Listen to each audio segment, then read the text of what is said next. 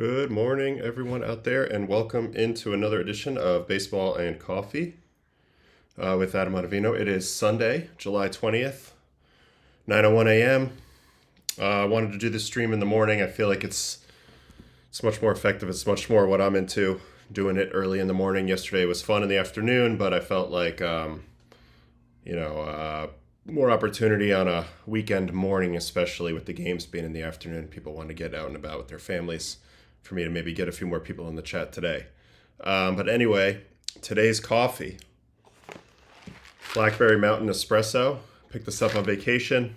It says it's a light medium roast, deep and complex flavors with hints of dried fruit and chocolate, smooth, wonderfully aromatic, and full body richness. So we're going to be the judge of that. Got my mug today, my double espresso. This is my lab mug from my old training facility in Harlem. Property of the lab. But we are going to head over to the main screen and we're going to get started. We're going to get started right away with this. All right, so first thing we're going to do is we're going to get into the standings. Toronto, 3 up over the Yankees. Red Sox now 5 back. Tampa Bay 5.5. Baltimore 13.5. Quick question for the chat, if anybody pops on here. About the Red Sox. Red Sox had won 10 in a row going into the break, and they get 4 days off and immediately drop the first 2 to the Cubbies. Do we feel like the layoff is a big factor in that? Losing their momentum, losing their mojo? Obviously, they're playing maybe the best team in the big leagues at the moment in the Chicago Cubs. But at the same time, I do think the momentum can get lost a little bit there. I remember the guys from the Colorado Rockies, 2007. If you recall, they went on a crazy run all the way to the World Series, winning all these games. They swept every round of the playoffs up until the World Series. And they had like a 7-day layoff before facing the Red Sox. And then they immediately got swept. They swear that that's a big factor in why they lost. Hey, baseball purists, good morning. That they swear that's a big factor of why they lost, that they just lost their momentum, they lost their mojo. Be curious what people think, like after a long layoff, all-star break, playoff layoff, do you think the magic can just be lost? I think that's a fair thing to ask at this point. In the Central, Detroit still 11 up. They have lost 6 in a row. They have a huge cushion here, so probably no worries there. They're the only team with a positive run differential in their division, so they're rolling. Astros 3 up over the Mariners and 6.5 over Texas, who seems to be playing a little bit better lately. In fact, they have the best run differential in their division. They're in 3rd. Phillies 1.5 over the Mets. Phillies with a nice win yesterday. We're going to take a peek at Kyle Schwarber in a minute. Mets lose on David Wright Day. They've lost 3 in a row.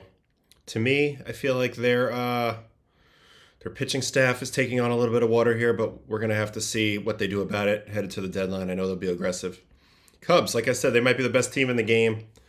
They've still only got a 1-game lead on the Brewers because the Brewers are hot. The Brewers have won 9 in a row, kicking the Dodgers' butt. But the Cubs, 1 game over. Reds and Cardinals are definitely falling a little bit further out of this thing. And then the Dodgers, 4.5 up. They have lost 2 in a row. 2 and 8 in their last 10. Is it time to worry a little bit about the Dodgers? Doesn't seem like the same magic right now, but this is not a team that you can rule out because once they get whole and they get Mookie going a little bit, they're still the Dodgers. Okay, so let's see what I wanted to go to today. I really wanted to get into a little bit of Kyle Schwarber and Chandler Simpson. All right, so even before I go to the video, because both of these guys helped their teams win last night, I just want to show you that a stark contrast in their Baseball Savant pages is something that I found while researching these guys last night. So if you look at Schwarber here, obviously he's having an incredible year. Everything's red. The only blue spots on his chart are whiff percentage and K percentage. So he swings and misses a lot in the zone, which leads him to strike out a lot. But literally in every other category, he's above average to one of the best in the game. He swings hard. He swings at strikes. His chase rate's excellent. So he's not swinging out of the zone. He swings hard. He swings at strikes. He does miss them because I think of how hard he swings and how long his swing is. But he does damage on balls in zone, and that's what he's paid to do. He's got 32 homers. He's got a 945 OPS. He's going to get super paid again after this year. He's the type of guy that makes a huge impact on your offense and your clubhouse with his personality, his professionalism, the way that he is, the way he goes about, making adjustments and playing that team game on offense.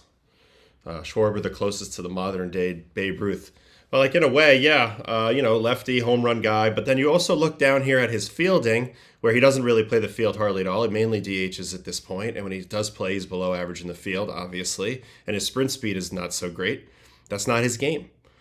He is a straight offensive machine, extra base slug type of player. And in contrast to that, you have Chandler Simpson, who I wanted to zip over to here too, because I have his page pulled up. And it's basically the opposite. Everything that Kyle Schwarber is, Chandler Simpson is not, and vice versa. If you look at his baseball savant sliders here, the only things that he's elite at are expected batting average, whiff percentage, and K percentage. So essentially, he doesn't strike out, and he's content to put the ball into play, and knowing that he has 99th percentile sprint speed, he's going to get a lot of hits. Even if you look at his spray chart, the majority of it is in the infield. All of these orange dots in this infield are hits. Those are all singles. Schwarber's getting none of those. If we quickly tap back to Schwarber's page, you can see he's got a couple balls in the infield that are singles. Those are grounders that went through. Other than that, it's line drives and all extra base power over the fence. So right there, they're going about it two different ways. But at the same time, they can both help you win a ball game. One thing to point out that is a little bit of a red flag to me with Chandler Simpson is with a guy with this much speed playing the outfield, you would expect his range and arm value. I don't know about arm value, but you expect his range to be a lot better than it is. That's a little bit of a red flag going forward. Usually when you have elite speed, it translates with batting average, with obviously base running ability, which he's very good at. He's got excellent base running value up here, as you can see, 98th percentile already. But his fielding value is way below average. So that's something to look out for as he tries to stick in this league and become a factor, which is going to be hard for him because of these metrics you're seeing. Average exit velocity 1, barrel percentage 1, hard hit percentage 1. Like, he's literally at the bottom of the scale at a lot of the things that teams really value right now. But he's also a pest and a really tough guy to deal with in certain situations and can win you a ball game. And I just wanted to get into how both of these guys won their team's ball games last night. I think we'll actually start with Chandler Simpson. Orioles, Rays last night, and he found himself up there in a big spot versus Sir Anthony Dominguez here in I believe this is the 8th inning. Yep, 8th inning, tying run on third base. Sir Anthony Dominguez is in there, and they have the infield in. So, as a pitcher in this spot, you're looking for a strikeout, a ground ball right to one of your infielders so they can fire the ball home and stop that tying run from scoring, or you're looking for like a weak pop-up or something. Problem number one is Simpson, as we just showed, doesn't strike out, and he's also super duper fast and good at punching the ball on the ground and not missing. So as a pitcher, it's one of those tough things. Do you pitch for the ground ball, or do you pitch for the strikeout when a guy doesn't strike out? I don't know. It's a tricky at bat, but let's watch about how Sir Anthony goes about it here. First pitch splitter, that's definitely an attempt to say, I'm going to get ahead, but if you do put the ball in play, hopefully you hit it on the ground right to one of my fielders. Simpson's got an extremely flat, choppy bat path. And this is why he makes a lot of contact, but it's also why he doesn't hit any home runs. So that ball, if he puts that ball in play, it's 100% going to be a grounder. But he gets ahead 0-1, and we're on to the next one. 97-4. Up in the zone, good take. Now he's going to go back to that split. Also a very good take. And now Simpson's in the driver's seat in this at-bat. Chat. I was a Simpson-type player. Speed guy's always fun to watch. I think they're unbelievable to watch, and I think they're important too. As a pitcher, this is the type of guy that would expose me. I hated speed guys. Okay, so 2-1. This is a 100-mile-an-hour sinker. And it gets to 2-2. Simpson late, but all he's trying to do is slash this ball over the infield. All right, so now you're ahead in the count. Now you're going to hunt the strikeout, right? Not so easy to hunt the strikeout against a guy like this. 100-mile-an-hour four-seam coming. And Simpson survives it, spoils it, gets to another pitch. If you have a scoopy swing, this ball's going to be by you. You just saw sinker shape, and now you got four-seam up in the zone shape. And if your bat droops at all, if your barrel droops at all, this ball's behind you or you're popped up. He is late, but he makes contact and buys himself another pitch, right? So now Dominguez is thinking we could probably play this game all day throwing fastballs. You're probably not going to miss one. And I don't want to go to 3-2, so I'm going to try to come in the zone. Sweeper. Simpson stays as tight and as short as you possibly can. Lines it up the middle. They end up tying the game up here. Huge play, huge hit. Also very convenient for the Rays that Simpson's up in this spot. Like I said, as a pitcher, this is not the guy you want to face in this spot. I'd much rather face the strikeout possibility type batter in this spot than this guy who's just going to punch it. And we'll take a quick look at how he's very punchy with this swing, but it's very effective in this spot. Look how tight he is with this bat path. It's literally like he's just trying to play pepper, just trying to touch it. You can see it's just a lot of very careful placement. I'm chopping straight down. I'm taking a very short path to the ball, and I'm slapping it up the middle. And that's what you need in that spot. That's a good approach. Now, in contrast to that, we had Schwarber last night. Yeah, they played the Angels. That's right. Okay, so then we had Schwarber last night.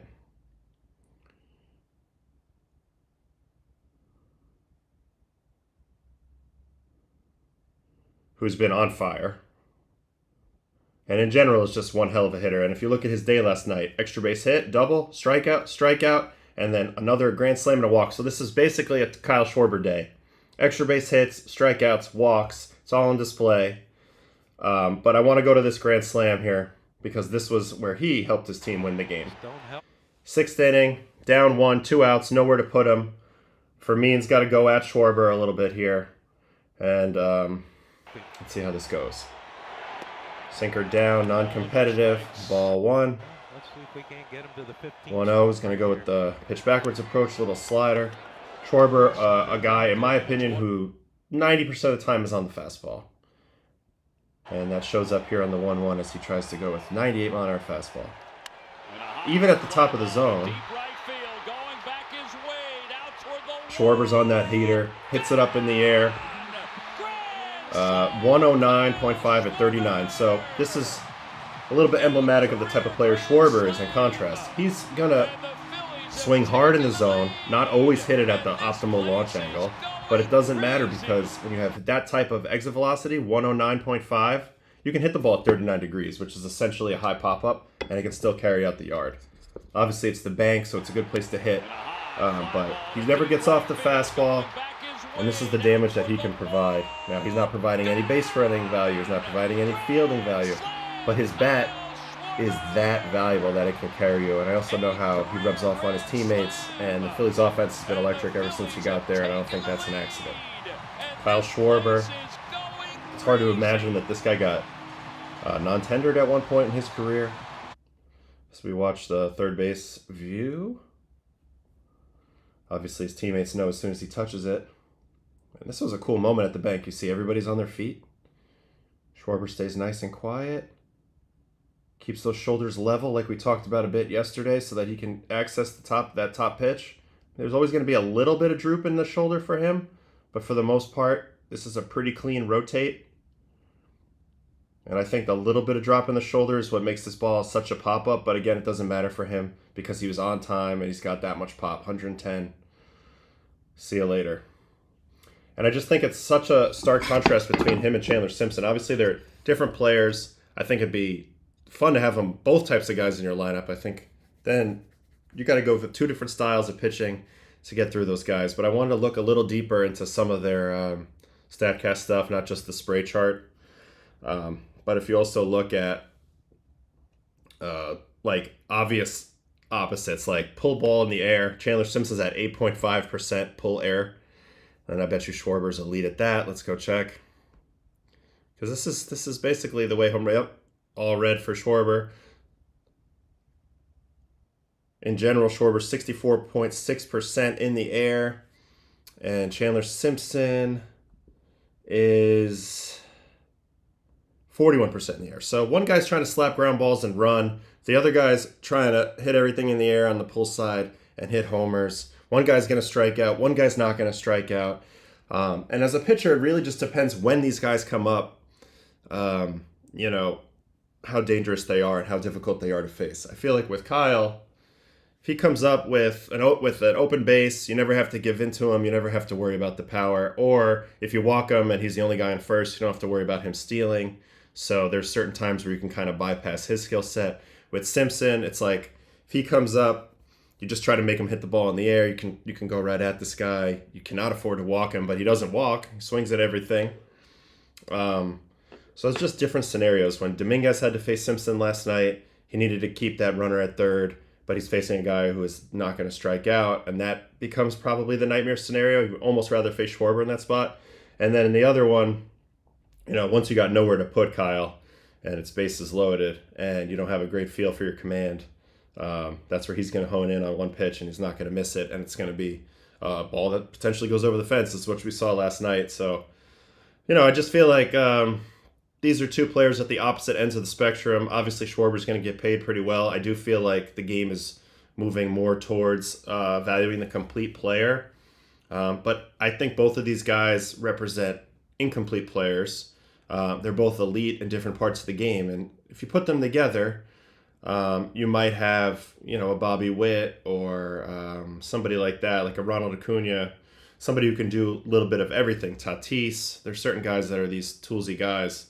If you put them together, that's what you would have in one player. But these guys are both doing it by being extreme outliers on one end of the spectrum and the other end of the spectrum. And I, you know, growing up, we used to say about some kids I play with, or like, if you gave me 9 of this player, we would win a lot of games. And these are two players where that's not the case. You gave me 9 Chandler Simpsons, we would not win a lot of games. You give me 9 Kyle Schwarbers, we would not win a lot of games. You need somebody more like 9 Lindors or 9 Tatises or 9 Bobby Witts, something like that. People who can do a little bit of everything, more well-rounded. But at the same time, these guys are deadly in the right scenarios. Ellie De La Cruz, yep, is a good example of a guy who potentially could be a speed and power combo. So I wanted to take a quick minute to look at those two guys before we jump on to watch a little bit of Shota Imanaga last night. It's just a real treat to watch. He threw a nice game against Boston. We'll speed watch that, but you know, it's basically 3 pitches. It's a 4-seam with extreme carry from a low slot, so the ball feels like it's coming uphill on you. It's a split, which doesn't have anything crazy to drop, but it's a nice contrast from the shape of his 4-seam, and he knows how to. He kind of knows how to tunnel off that. He knows how to, you know, make it enticing, and then it's not hittable. And then the sweeper is a pitch that he didn't throw a lot in Japan, but he's done a good job with it since coming over. It helps him neutralize the lefties. He's got really good execution. I think that's the biggest thing when it comes to Imanaga is it's not a crazy stuff attack, even though the fastball, I bet, is pretty good stuff metric. It's not a crazy stuff attack. It's an execution attack. His walk percentage is excellent, only 5.8% walks. And he keeps the ball out of the middle, changes speeds really well, reads the at-bats really well, knows his game. Just a really fun guy to watch. So let's take a quick peek at Imanaga versus the Sox yesterday. And this is, again, you know, I talked a little bit in the open about the Red Sox, you know, where they kind of tripped up by the All-Star break. They also run into the Cubs.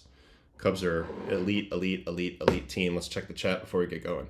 Oh, Danny Masiello, my guy. Thanks, man. Appreciate that. All right, so let's watch Shota get his outs today. I mean, and his hits, but let's watch it all. Ref Snyder leading off the game, immediately ambushed for a double.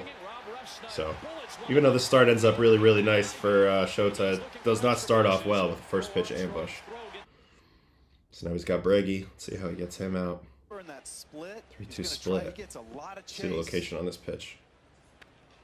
Yep, perfectly executed, bottom of the zone. Gets him at the cue shot, had him out front, and now he's going to need to manage that third base with less than 2 out situation. Gets Romy Gonzalez to chase on that split.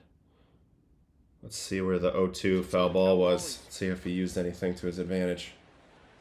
Third one out, and a fastball pumped. Yeah, fastball kind of riding in on him. And if I see anything here that helped him with the split, it's just kind of like the height that the pitch comes out of.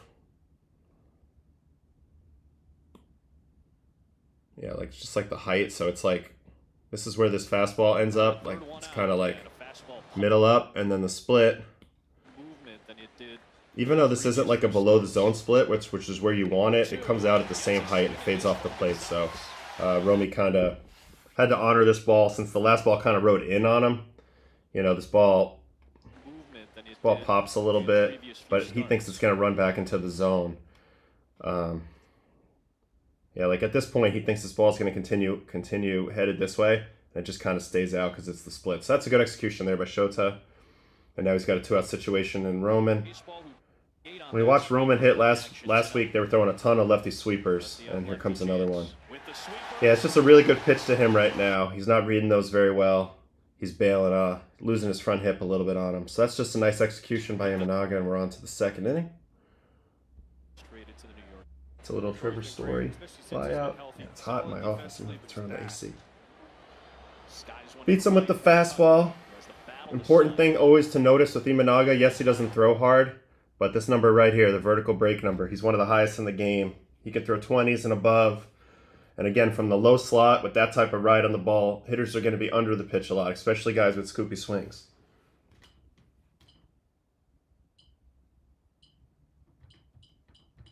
All right, now we got the air going because I'm cooking in here. All right, Rafaela, guy's been red hot as well. These young kids are full of energy. 0-2. They don't know the difference. Split down and away. So when you throw a hoppy fastball with the type of action that Imanaga's has, it gives the effect of the pitch getting on the hitter faster than it does. So that's why I think you're seeing guys so far out in front of the split as well, even though it's only a 6-mile-an-hour difference roughly. Guys are trying to speed up so much to hit the fastball, especially when it comes on the inside part of the plate, that they kind of like speed up, and then it leaves them really vulnerable for that split down and away. All right, Yoshida, good to see him back playing. So he's faced Shota, I'm sure, many times. He hangs in there beautifully on the sweeper. That's what I need to see Roman Anthony with a little bit more of that type of approach, waiting for that ball to pop at him, and then coming down through it nicely. Actually gets in a little bit more trouble here in the second. Abraham Toro is going to get a hit here. Let's see it. This time goes down and gets the split. Hits the rare contact to center field, not caught by PCA. And then he's going to get Ref Snyder this time. Another split. Let's see where he locates it. Yep, down below the zone. That's the kill zone. Wait a minute. Did I miss a batter? Yeah, I missed Connor Wong. I'm sorry. Let's watch how he ends the second inning. Let's see if he gets above Connor's hands here. Yep, just can't quite get to it. Weak fly out, easy play. All right, so then we saw the strikeout to start off the third inning, Ref Snyder, and here's Bregman. Another fastball. Just high enough where he can't quite get to it, even though Bregman tries to turn the shoulders and stay flat with that path. Gets under it, pops it to left. Now Romy is going to get him for the second time on the same pitch. Let's see where this location is.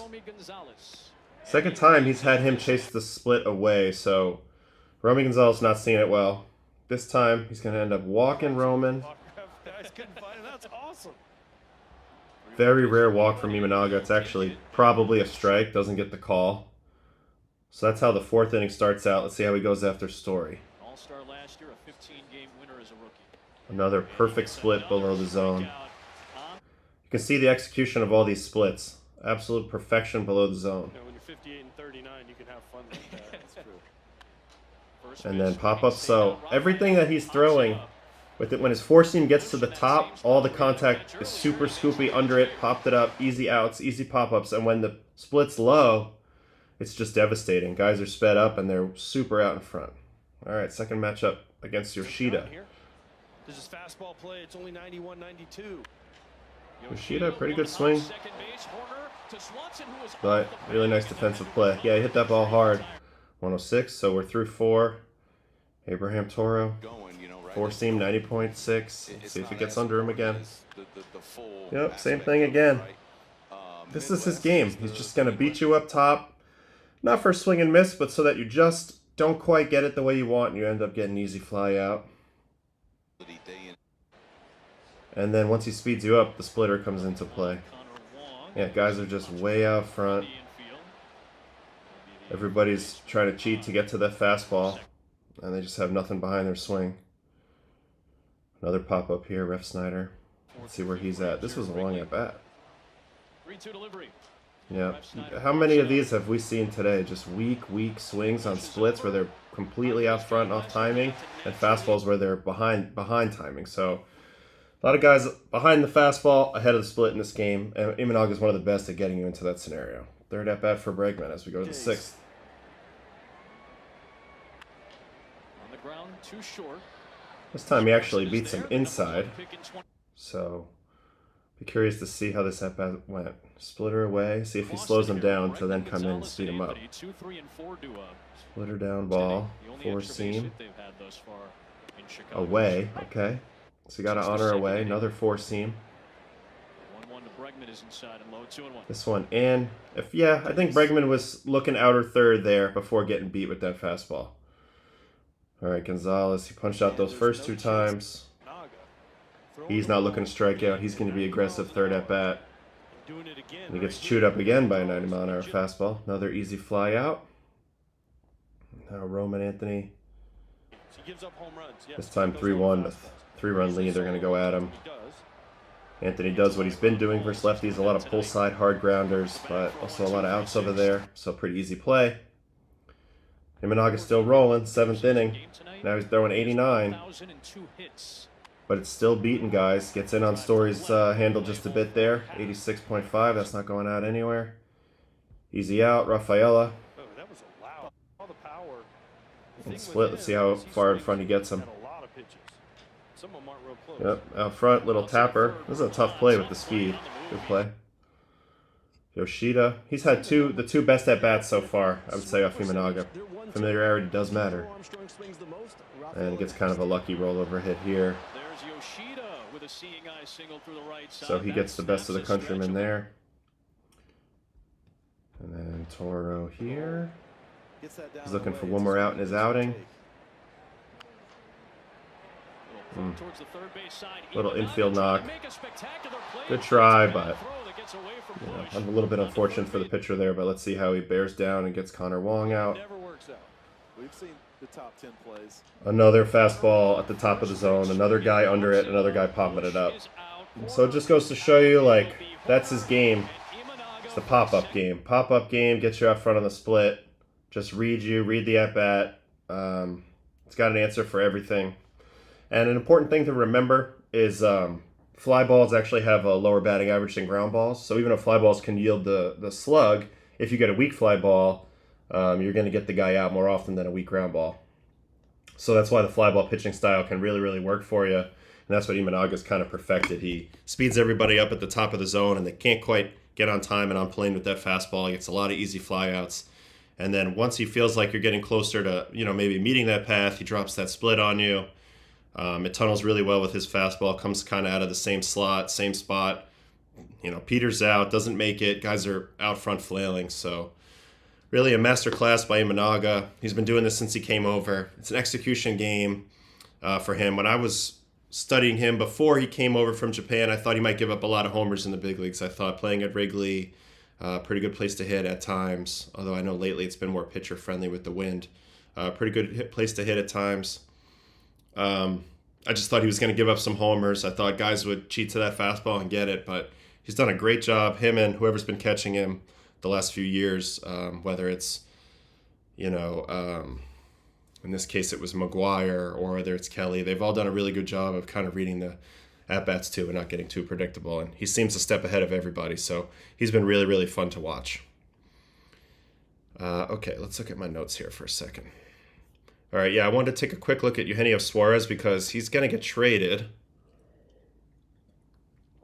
And I just wanted to show some guys, show you guys a little bit about Eugenio Suarez because if you just go to his baseball reference, it's actually a lot more impressive than you might expect. You know, he's only really played for the Reds, the Mariners, Diamondbacks, certainly teams without huge fan bases, but he's been an absolute home run, you know, got 309 career home runs.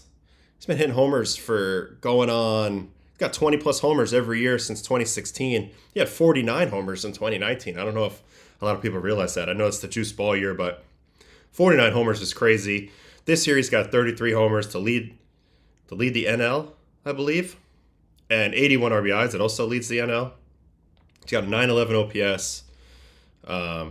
All he's trying to do is similar to Schwarber, is pull the ball in the air. It's a very scoopy swing. This is the type of guy where I would just pay attention to how on time he is with the fastball. Because if he's on time with the fastball, then you got to probably go to 2 speeds down on him to then open up the fastball. But for the most part, he's on time for a low fastball only or a medium speed off-speed pitch in the zone. So I would always stay away from cutter in the zone, splitter in the zone, changeup in the zone, harder slider in the zone. These are the pitches that Suarez scoops out of here. But that's a quick look at his baseball reference. 147 OPS plus this year, 113 for his career. You know, it's not a big batting average. 249 hitter for career, but the slug is there. And for the career, he's up to almost 800 OPS, but really that's off the strength of the last of a couple big years in Cincinnati and then this year. And it's setting up nice for him because he's going to get traded. And I know a lot of Yankees fans that really want this guy. But I don't know. He's an interesting fit at Yankee Stadium. He's a pull side home run guy, I'd say 85% of the time. Let's see if so this is his spray chart. Obviously, most of these pinkish, I guess that's pink, that pink color. Home runs are to pull side. There's a few to the oppo, but if you look at everything's pull side. But what's deep in Yankee Stadium is left center. So I don't know. Might be an interesting fit there. Gives him another righty that's kind of a swing and miss possibility. As you can see, he whiffs a lot, he strikes out a lot, but he does a lot of damage. I don't know. Is this overkill for the Yanks? This guy with Stanton and Judge and Goldschmidt. I don't know. Either way, he's having a huge year. Hit 2 home runs last night against the Cardinals. And I just want to take a quick look at his swing path because it's the opposite of that turn the shoulder move. This is how you clean out the bottom of the zone. This is what revolutionized the game. When guys started scooping balls out of the bottom of the zone, that's when the pitchers went to the 4 seams. Before that, guys were trying to throw stuff still at the bottom of the zone and they were getting exposed. So let's go to Eugenio Suarez, which is the D-backs and the Cardinals from last night. All right. So 2 homers, both off Sonny G, Sonny Gray. Here's the first one. Get on base is better than not getting on base. This camera angle stinks. But yeah, sinker, bottom of the zone. Bat path perfect for that pitch. Pull side right down the line, fly ball homer. 104 at 32. That's the first homer, and then the second homer. This one does go to right, but once again, not high enough on the pitch. This one's a 4-seam. I understand why they tried to go 4-seam after the sinker before, thinking, okay, if his bat's that scoopy to meet my sinker shape, then the 4-seam, he'll be under it. But he just doesn't get this pitch to the top of the zone. I'm pretty sure if this ball gets to the top of the zone, he's going to be under it and it's going to fly out. But you can see this pitch, where is that? Yeah, I mean, it's still bottom third of the zone. So that's the problem when you have a swing like this, is you can just scoop under it. And I'll show you real quick from the side view. We looked at this yesterday a little bit with a couple guys. So if the shoulders were to stay square, he'd be really good at covering the top of the zone. But that's not what happens. The shoulders get on a slant. And so we're going to take a quick look at that. Just to demonstrate with my trusty pencil here. You see that move right there? Look at that shoulder angle. But that allows him to get on plane with a low pitch. So that's the home run to right field, but it's even more pronounced on the home run to left field.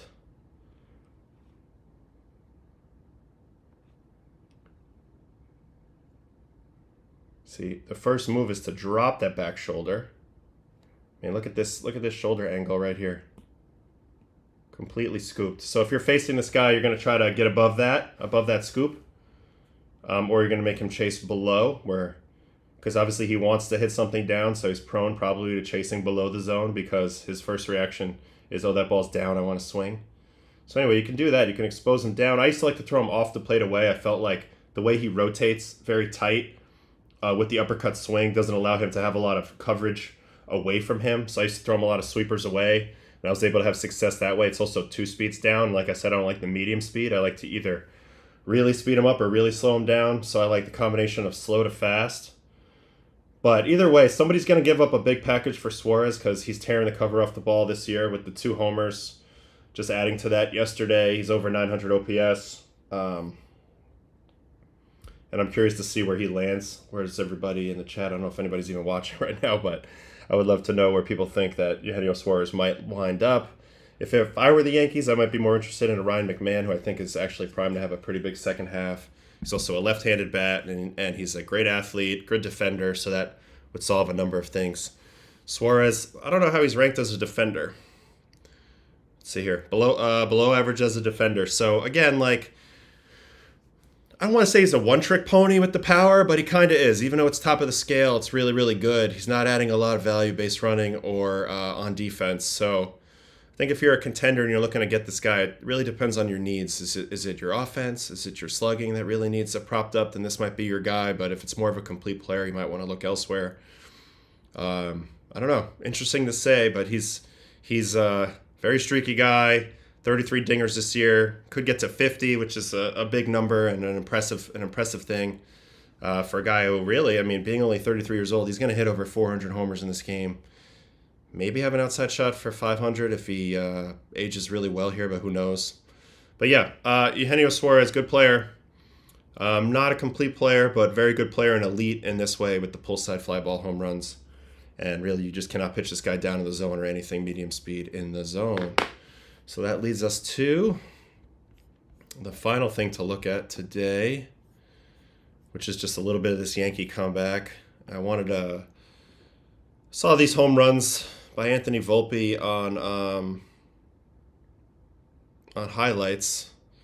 Something jumped out to me really quickly, and I'd like to check it out. So the Yanks played the Braves. This was a really crazy game, huge comeback. Braves had a nice lead early in this game, ended up kind of crapping it away.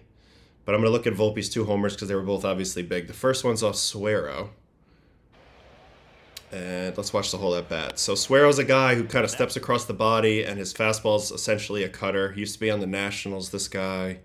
See, only 1.6 inches horizontal, but with lift. So it's a strange fastball shape, but I think the more you see it, the better.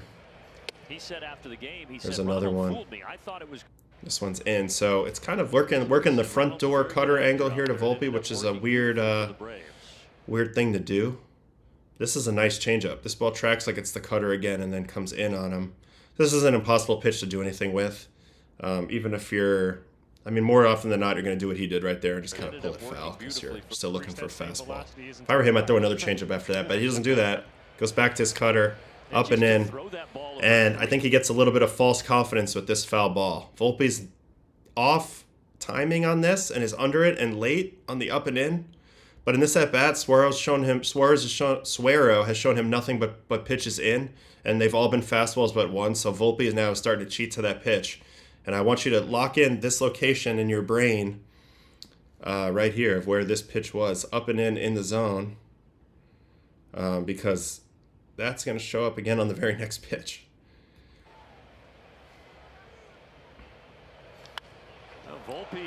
Basically the same pitch. Volpe cheats to it. This time makes a swing adjustment and crushes it out. And this is something that as a pitcher you have to learn at the very, very, very, very highest level, and probably only the very highest level. But you just can't go to the same area too many times in a row. And in this at bat, he basically pitched to this inner third with that front door cutter the whole time, except for the one changeup, which is what I would have stuck with. But this is their approach. This is where they wanted to go to Volpe. And finally, on the fourth one he sees, he makes the adjustment, and he's able to get on plane and hit a pull-side fly ball home run. So that's the first home run from Volpe off Suero. And then he's going to get one off of Dylan Lee. And this is impressive just in the fact that Dylan Lee's so good. And he's been so good for the Braves for the last few years. So let's watch this at bat. Change up away. Cubs are playing that bad. They beat the Yanks, what, 2 out of 3 in the first half. And Four seam's supposed to be in. Goes down the middle. This guy's slider is devastating. Most people would have swung at that pitch. This is actually a really good tunnel off the last fastball. So I don't know what Volpe's looking for here at this point. This would be a weird take for me if I was on the mound. Ball tunneled well with the previous pitch. Got no swing. Yeah, so clearly he wasn't looking for the slider. He's looking for the fastball because this slider's in the really, really hittable location. And he's out front on it so much that he has to flail. He actually loses his hands a little bit and pops it up foul. But I think that caught his attention enough, Volpe, that he decides to make a last-second switch to, I'm going to look for slider now. But as a pitcher, you're also looking at this swing saying, oh, he's not on the slider. So I understand why they went back to the slider, but this is a good job by Volpe, and he does hit the mistake. Same pitch again. So both at-bats, Volpe homered when the home run pitch was identical to the pitch previous. It's amazing these guys' ability to see a pitch one time and make a one-pitch swing adjustment. So I think with Volpe, obviously, if you're sticking and moving, I think that's what most people have been doing against him this year, and maybe that's what's been working. But in this game, these pitchers made 2 mistakes, and they ended up throwing 2 balls right into his barrel. And a lot of people were asking on social media, is this a sign of things to come for Anthony? Well, I mean, we're just going to have to wait and see. But the reality is he was fed 2 pretty damn good pitches to hit in this game. And, you know, to his credit, he didn't miss them. But at the same time, these are just really, really poor execution jobs by the pitcher. So that set us up for this 9th inning where the Yankees end up coming all the way back. They had tied it up on that home run, but then they come all the way back and they face Raciel Iglesias, who, for my money, was one of the pitchers I was always jealous of. He just looks so easy for him. He works fast. He's a great athlete. He had kind of the similar pitch mix to me, but he was better than me. Not many pitchers made me jealous in my career, but this guy used to make me jealous. But anyway, this inning goes haywire. We got a Goldie double, a belly fly out, and then they intentionally walk Judge. They walk Stanton. Stanton does a nice job not giving in, but some poor execution by Iglesias, which actually I'll show really quick. Let's show this at bat. This is poor execution. He gets lucky with the first pitch sinker away for the strike. Then he goes 4-seam up and away, but pulls it off the plate. Now on the 1-1, he executes a beautiful slider, making Big G swing. So far, everything's been away. In that down and away quadrant, Big G's not 100% sure what's a ball, what's a strike. So I like where he goes to on the 1-2. He tries to throw that same slider again, but this time G does a better job of recognizing it and spits on it to get back to 2-2. Now, as soon as I saw that take, I know that a fastball away locks up Stanton. Stanton's assuming anything that starts on the corner is going to run away from him, whether it's the fastball or the slider here. So if he just throws a sinker on the outside corner or a 4-seam, I think he's frozen. But instead, he tries to go back to the slider again. But now Stanton's got it measured. So even though he triggers a little bit, he knows not to swing at that. That sets up the 3-2 where Iglesias finally does try to go for the fastball. I still think he has him frozen here if he executes, but he pulls it off the plate. And this ended up being a big pitch in this game because he ends up walking him, loading the bases. Now he's got Jazz up. Jazz ends up hitting the crap out of his first pitch, but it's unfortunate for him, unfortunate for Iglesias that it goes right to the third baseman. That sets up this big at-bat with Grisham. And this is just another example of poor execution on the behalf of the pitcher. And it's rare because this pitcher's so good. But here, let's watch how it goes. First pitch, chase slider, no swing. Pretty easy take for Trent. Second pitch fastball. This is risky because after that easy take, you know he's on the heater. And this pitch is right down the middle, but Grisham's late on it. I mean, this is exactly what Trent wants to hit. This is his type of pitch, right down the middle, 4-seam fastball. But as a pitcher here, you got to read that he was late. So now you have a choice. 1-1 count. You just got slider, take with no trigger, and fastball that you left in a bad location, but he was late. So in my mind, the choice is you go fastball even higher. So this is the location of the previous pitch. So now, which is right here. Now, do you go fastball up here? Or do you go something off of this tunnel diving down? Those are kind of your only 2 choices. Or you can go in quadrant, knowing that he's late, and then he'd have to be faster. So those are kind of your choices. Something that starts at the bottom and kind of fades away or fades down, and you utilize that bad pitch you just made to your advantage for the next one, or just get out of town and go up top. But instead, for some reason that I don't really understand, they call a slider, and he just throws it down the middle, and the guy was late on your fastball, so guess what? He's early on the slider, and he punches it to right center for basically a back-breaking grand slam, which we've seen a few of lately. And Grisham, just huge hit for the Yankees. This was a huge comeback. They really needed this win. They end up winning it 12-9 after Williams comes in and shuts it down. But you just couldn't design a home run pitch better in a lab than this. I mean, he's late on the fastball. Then you give him a medium speed pitch in the middle, which is, you're going to notice this is a big trend. Medium speed pitch in the middle. Especially after a guy's late on your fastball, you're just doing him a favor. That's what Iglesias did. Right there, Grisham homers, Yankees win. And, I guess if you're a pitcher out there, it's just more about reading the at-bat. Understand if a guy's on time, if he's late, if he's early, etc. And I don't think that the Braves did a very good job of that last night. And it's just crazy to see because Iglesias has been a step ahead of hitters his whole career. That was such a nice swing from Jazz. Wish he did more of that. I agree. This pitch to Jazz, it's a good pitch. It's located a little bit in on him. Actually, it's sort of down the middle, but it's located a little bit in on him and beats him. But Jazz is trying to shoot the ball the other way, inside out it, if you will, and he does. Like I said, he hits that ball 95 on a line oppo. Expected batting average on that's got to be very high. You know what? We can look it up. Let's look it up. I'm curious. Because I thought that was a great approach by Jazz. And you're not always going to get rewarded in this game for a great approach, but he did there. Okay, off of Rossio Iglesias. Yeah, that has a 630 expected batting average. That's a good swing. Didn't get the result, but it's a good swing. Something to build off there for Jazz because a lot of times he's trying to get out and around everything too. I like when he uses multiple swings. If he uses multiple swings, he can really take the leap. He's going to be a hard pitch too. But that is it for the topics today. So I guess we'll get into today's probable pitchers as we wrap up today's show. I've had fun today. Quick announcement before we do these probable pitchers here. On Friday, I will be streaming on the MLB YouTube channel. There should be more eyeballs on us at that point and a better chat, and I'm looking forward to that. It's taken us a little while to get up to speed. We had the All-Star break, trying to add a few more features in here, but I've had fun with the people that have watched so far. I really, really appreciate every single person that has checked me out so far. So with that being said, let's get ahead to the Giants and the Blue Jays. Today is the day game starting pretty soon here from Rogers Center. Robbie Ray, Jose Barrios. Robbie Ray used to be on the Jays, won the Cy Young with the Jays. So this is a pretty fun start for him, I think, going back. It's a good, nice, solid pitching matchup. Trevor Rogers has been good for the Orioles. Ryan Pepiot has been great for the Rays. This is a good matchup. And what's probably going to be a really hot day at George Steinbrenner Field. Do I have the weather app on here? No. That would have been fun to see. Back to here.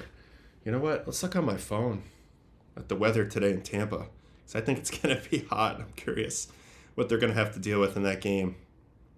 I would not want to pitch that day game today at Steinbrenner Field. Yeah, the high is 94. In the middle of the day, all sunshine. And obviously the humidity is going to be extreme. Let's see if we got any dew point or humidity information. Heat advisory today. Yeah.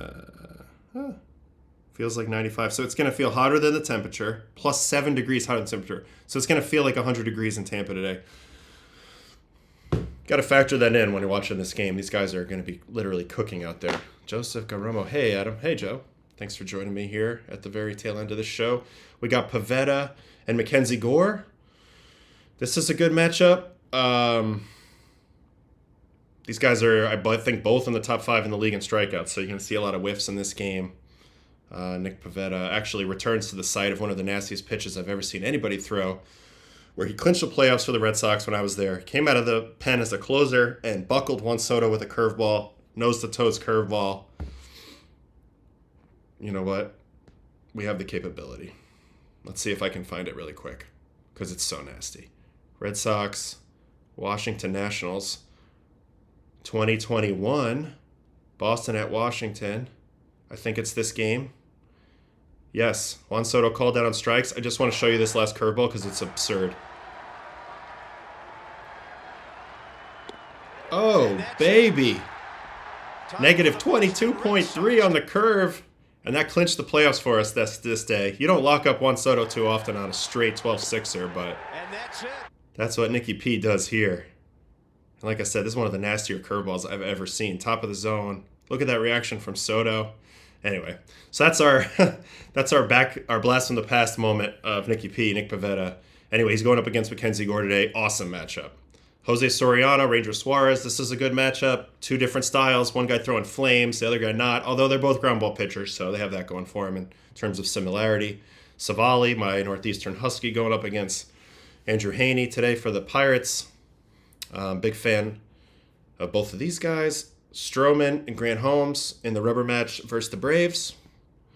Andrew Abbott, David Peterson, two All-Stars. Two guys, actually, these guys are maybe the most comparable to each other. Just doing a great job controlling contact and finding a way to get it done without, top of the world stuff. Jeffrey Springs, Gavin Williams. Solid matchup there from Cleveland.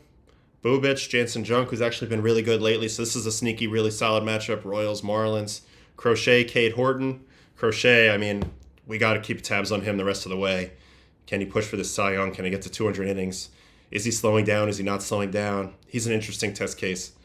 Joe Ryan, Herman Marquez. Joe Ryan at Coors is going to be very interesting to see what type of adjustments he makes at Coors. He's not going to have the same lift, so I'm actually very curious how he approaches Coors. Hunter Brown, Brian Wu, two of the best guys in the game. This is a great matchup.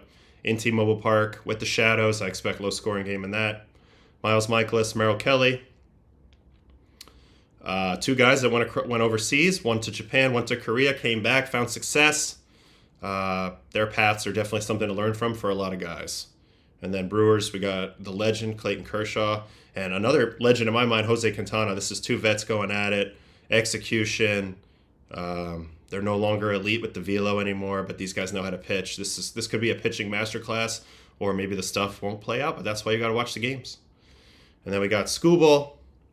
Let's see how he opens his second half, if he can maintain his stranglehold over the Cy Young Award and Jacob Latz for the Rangers. So good matchups as a rubber match today on Sunday. This is the night game, but everything else is day, I believe. Yep, everything else is day. So these games are going to come hot today, and we'll be back tomorrow on Baseball and Coffee with Adam Ottavino.